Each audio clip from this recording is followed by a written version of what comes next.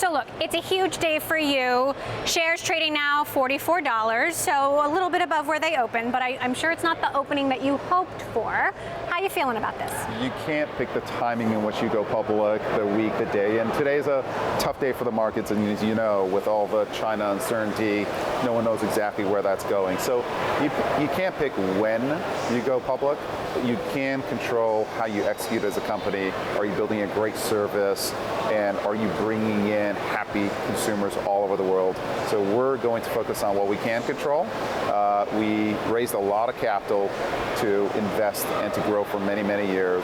That's what we're focused on now. So the president set the markets aflame this morning with his tweets. We've got trade talks on the rocks, and you're right, there's a lot of red on the board. Yeah. How much do you think this has to do with that, and how much do you think this has to do with Uber, which, to be fair, is still losing billions of dollars a year? It is, but we do have a road to improve profitability. And listen, as you know, the markets are an amalgamation of lots of things. There's external issues and internal issues. I don't spend too much time worrying about what's affecting what. Again, I think that the team is focused on building a great service, our ride service, our eat service, now the freight service that is growing as well. I think if we focus on that, we'll build value for long-term shareholders. Now, you were on the road and the price dropped to sort of the lower end of the range, lower than what your bankers had floated, at least a couple of months ago. What were investors responding to? What were they telling you? Investors, so there was a group of investors that absolutely loved the story, the platform story, our transportation as a service platform, a $12 trillion marketplace. But I think that how hard it is to execute on that vision, how expensive it is, how capital intensive it is, those are all challenges. And I think the good news about the road is we found a set of investors who are long-term oriented, who believe in our vision, and now we have to execute to make sure that the bet that they made on us is a great bet. Now, you've compared the company to Amazon. You've got some investors out there who think it might be more like an eBay. There are just big questions about how big the ride-hailing market can be. How do you deliver on the Amazon promise? Well, we just have to, we've got to execute. And when you think about what Amazon did, they went beyond a bookseller to other categories of retail. We're doing the same thing. Rides are to us what books were to Amazon, and we're expanding beyond rides into eats, into freight. And as we expand these categories, we expand our audience all around the world. And I think that the ones who bet on us, the investors who bet on us long term, are going to be happy. But one thing that we didn't see with Amazon is growth slowing down. Growth is slowing down. So let's put it this way. How much do you think you can grow revenue in your 5 most mature markets? Well, when you look at the platform in general, audience growth for Q1 is coming at 33% year on year. Trip growth is 36% year on year on a $50 billion size. There are very few companies in the universe that can carry that kind of a growth at the $50 billion scale. But when you have a $12 trillion market ahead of you, we've got plenty of penetration into those markets. Even in the mature markets, you'd say? The mature markets, I think you have to put mature with a quote. I think a lot of companies would die for the kind of growth we have, even in our mature markets. So Lyft has struggled on the public markets. How much have you been following that, and how much did that impact sort of the pricing we saw today and the sentiment that we're feeling right now? I think there was certainly some effect. Listen, Lyft is in our category. Now, they're a very different kind of a company. We're global. We're the global player. We're the category position leader. And also, we're getting into a number of different transportation categories than being monoline. So while we don't think that we're a direct comp to Lyft, certainly some people look at it. And, they went through, they've gone through a tough opening. But I do think that for both companies, going after car ownership, debundling all of these car use cases, it's an enormous market, and I think long-term they can succeed, and long-term I certainly believe that we can. Lyft says this is their peak spending year.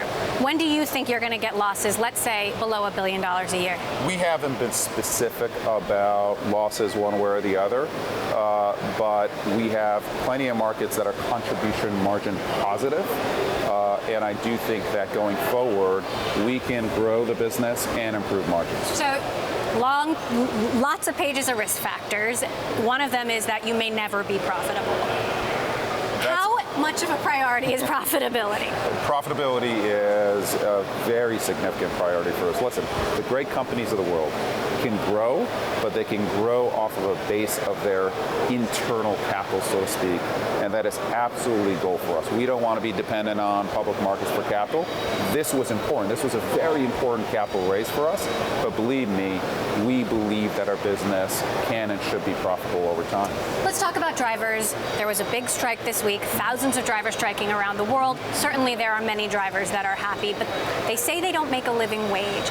Is there a way you could sort of implement a kind of a living wage, a longer-term plan to keep drivers more engaged in the platform and make them happy? So listen, when you have over 3 million drivers and couriers on your platform, it works out for some of them and it doesn't work out for others. And what we do have to make sure is our platform, it's a little too variable right now, and we want to make sure that it works out for all of our driver partners, and that's what we're working towards, making sure that they're their own bosses, they can work anytime they want to, they can get on the platform, get off the platform, so there's an enormous amount of flexibility, but there's also variability of earnings. We want to make sure that every driver can be their own micro-entrepreneur, but to make sure that that opportunity works out for them. We are adding in some markets, like in Europe, health benefits, pregnancy leave benefits, etc.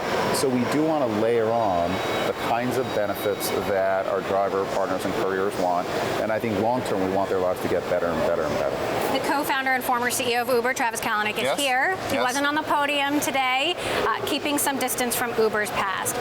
He's still on the board, though. Do you think he will and should be on the board in a year? He is a huge shareholder. He has been responsible for creating enormous value. I don't think this company could be where it is without Travis's efforts, and he's a great board member. So you think he'll still be on the board in a year? I hope so. So Lyft stopped reporting bookings, take rates. What will you be reporting on a quarterly basis? Will you be reporting those metrics? We are going to be reporting bookings because we think it's an important factor in any investor's decision. So for the quarterly watchers out there, where's Uber going to be in a quarter? How do you want to be judged? I think if you're a quarterly watcher, you shouldn't be an investor in us. We're building for the long term, we're building for the year. Of course, we are going to announce quarterly results, but this business is going to be volatile. And if you're quarterly sensitive, we're probably not for you. If you want a business of significant value over the next 3 to 5 years, and also significant value for the world, then we're your company. What about where's Uber in a year? I think Uber is going to be bigger and better, and I think we have a great plan to get there. Okay, so if you're on a mile marker, which mile marker are we at? We are just beyond the start. There's so far to go.